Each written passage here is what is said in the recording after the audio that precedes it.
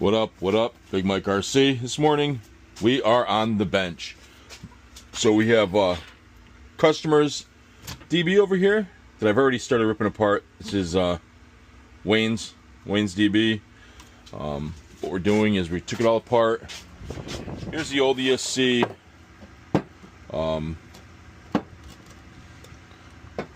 Old motor. We're going from a Max 5 G2 and an 800 to our new power system, which is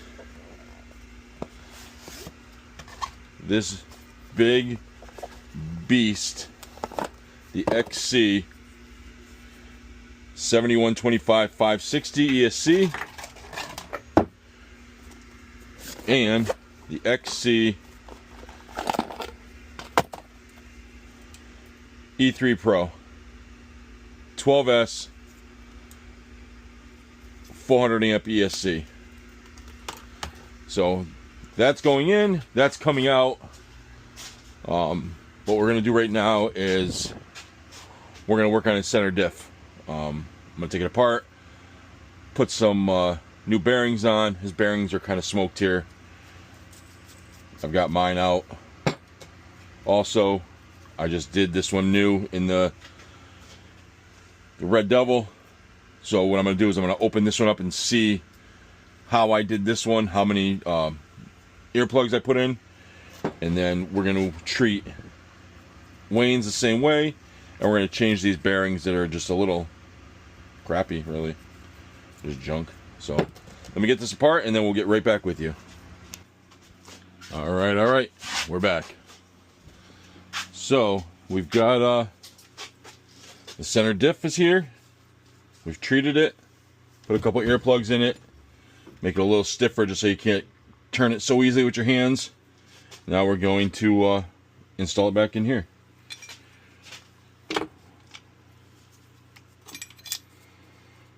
Got some new bearings on there, fit nice and tight.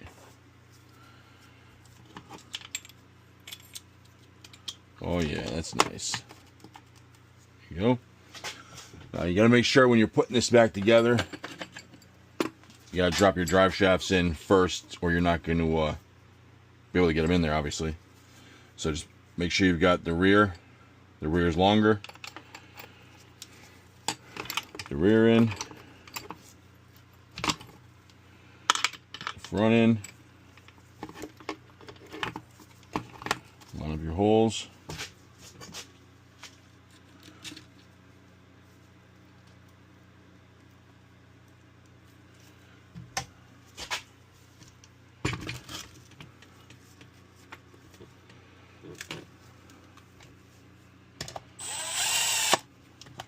One.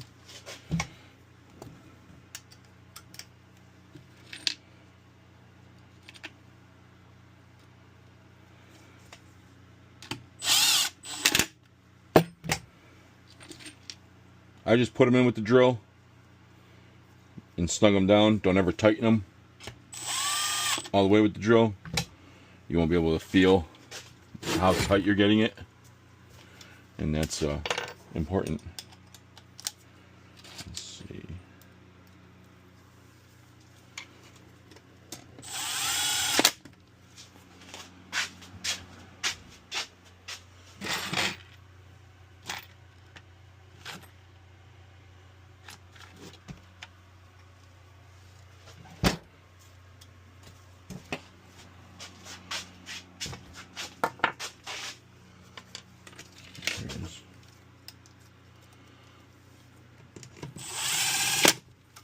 And then just go back in with either a hand tool or a ratchet, just so you can feel.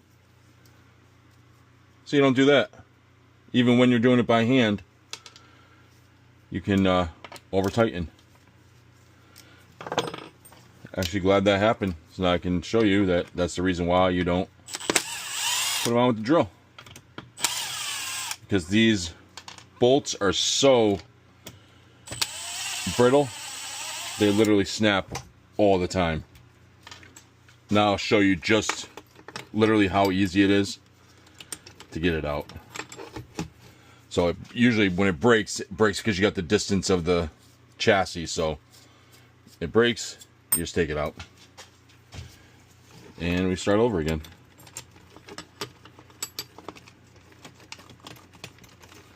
But yeah, I used to do it all the time. Used to tighten the whole thing up with the drill. And man, does not like that. I used to snap them all the time. It was actually pretty ridiculous. So we'll try this again.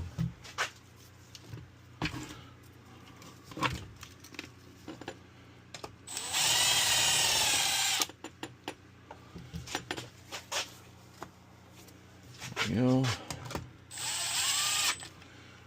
1,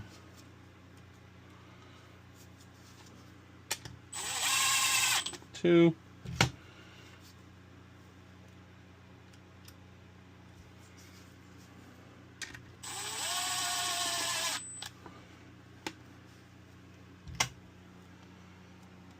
Let's see, 2 more. Get some different ones.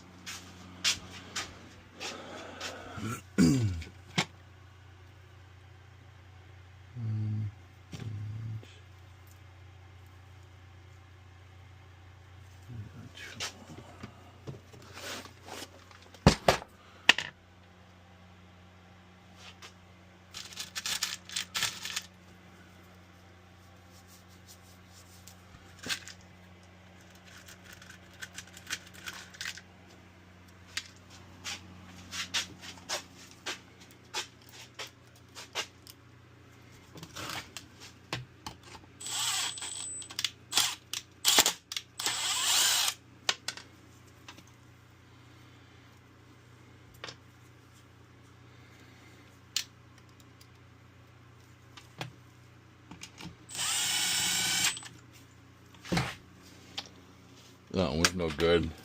Whenever I put a bolt in, if it seems a little tight, I don't push it. It means it has a thread that might be off a bit. And if you force it, you're going to strip out the piece that you're putting it into. So if you find it's a little tight going in, don't use it. Swap it out. So now, let's try this again. Go back to our hand tool. Snug it down. Literally, sometimes I don't know. And then tighten them all down. Literally, sometimes I swear, I don't know my own strength. I think I'm going easy and then it snaps it off. I guess it's that old man strength at this age. So yeah, there we go. Center diffs in. New bearings. Sounds nice and smooth. Everything works good, no play. This is perfect. So now we're going to work on getting the motor installed, the pinion, and then we'll work on the top plate, ESC, and we'll get this thing buttoned back up. All right. So keep this in mind. I even forgot about it because I don't use stock motor mounts anymore. But when you're going from a little 800, which is a 56 millimeter can, you know, that fits right in there, to this beast, which is a 70 millimeter, you cannot get it in there. So you either have to go with another mount or you have to modify. So because I've done it before, I'm going to modify. So we're going to take everything back out again. This plate's got to come out, and this plate has got to be taken off back here. It's the extra, you know, 1/8 of an inch that you need to get this motor in there so it fits. So let me take this back apart. We'll get this on the bench and I'll show you how we modify it to make this fit. All right, we're back. We're getting there. So the one thing we had to switch is he had a carbon fiber top plate here, but it was so skinny for the Max 5, it did not fit this. Fortunately, I had a stupid RC mount that'll fit this behemoth, but I don't like how there's no back support. I mean, it's sturdy, but I like to keep it a little more sturdy. So what I got here is, this is actually the tubing when you get the M2C kit for the Outcast or the Creighton. Comes with all these sleeves to go over. Well, cut one, drill a hole in, place this underneath as a spacer. A little bit prettier than looking at a nut and bolt. Drop this in. And then you have a brace support. It's nice. We just screw it at the bottom, and it'd be perfect. So let me get that buttoned up, and then be back with you. All right, we're back. Made a little more progress. So basically what we did was we made this nice little spacer here, and hooked all the wires in. Now we're just gonna hook the batteries up, sync up the controller, and see what happens. So this is all plug and play, just like the Hobbywing. A, B, C. You can use a Hobbywing ESC with a Mad Max or XC motor. You can use a Hobbywing motor with an XC or Mad Max ESC. It's all just plug and play. It's all the same sensors. We're gonna hook up 2 batteries. Amp Hog LiPo. Hit Rob up on Facebook. Milan Robinson. Get yours today. Let's bind this up and see what happens.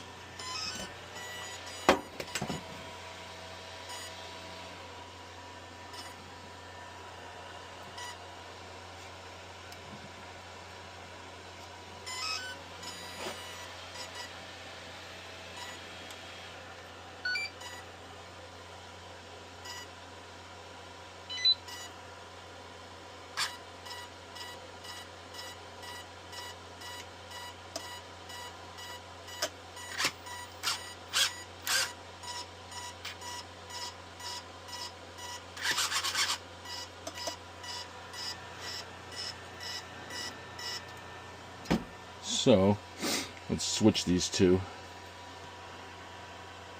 This wire, this ESC is like the Castle, has 2 wires, but I always forget which one's the auxiliary and which one's the RX wire. So let's try this again.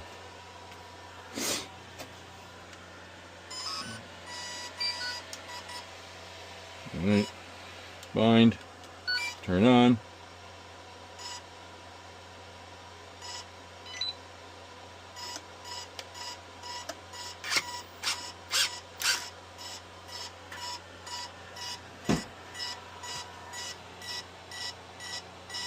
Alright, we'll be back. This isn't binding for some reason. Alright, so we're back. Figured out the reason why it wasn't binding right is Wayne is using this DX3 controller, and when you calibrate it, you set everything to the zeros, but what happens is when you turn the remote on, you turn the car on, it beeps. Beep, beep, beep. You have to turn this, and then it starts moving. Then you turn it back to your 0, and now it works fine. I don't know why it has that issue, but I found it with only the DX3. I hooked it up to my Spectrum Pro, and it worked fine. So Wayne is all set. We're going to button it up, put the top on, make the wires nice, and then I'm going to get back on the table and show you guys. He's got a busted rim. We're going to switch this tire over onto this rim, and he'll be good to go. So I'll be back with you when I get that together. Alright, so we're here at the wheel. These are the Akil tires that we use. They come just as a tire, not on the rim. So this rim broke, so we're going to put it on here, and I'm going to show you just how easy it is to get them dismounted. You just got to take the tab, And get the tab on the other side of the rim.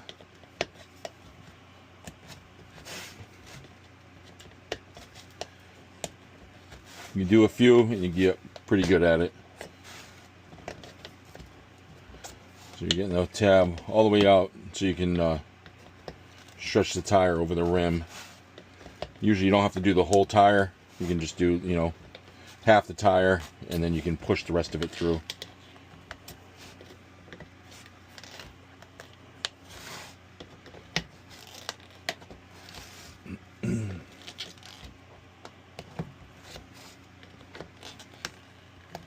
So now once all the tabs are on that side, go back to this side and just kind of push it through. And then this is garbage. Take the new rim, try to line up the holes the best you can. Push it on so it lines up. Take your screwdriver, and then you're basically just pulling the tab back up over the wheel. And you work it all the way around.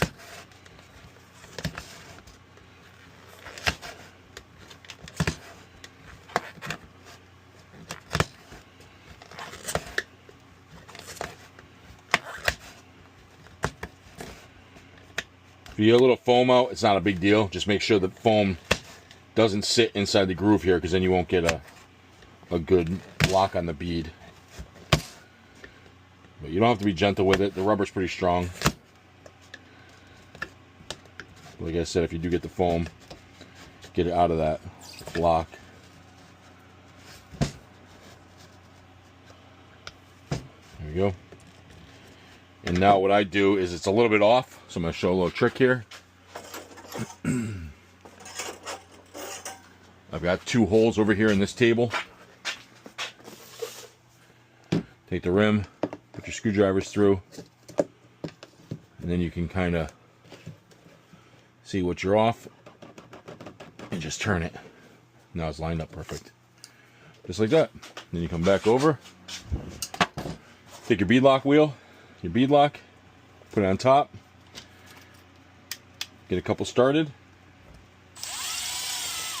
make sure you catch the hole, and then what I do is I go every other one to get it all seated perfect. Alright, we're back, and we're pretty much complete. We put the new wheel on the rear, changed his front shock springs, and here we go. It is all ready to go. Bigger power system. Hopefully he'll get some more speed and get what he's looking for. Welcome to the 100-mile-an-hour club. So until next time, make sure you like, subscribe. Big Mike RC, I'm out.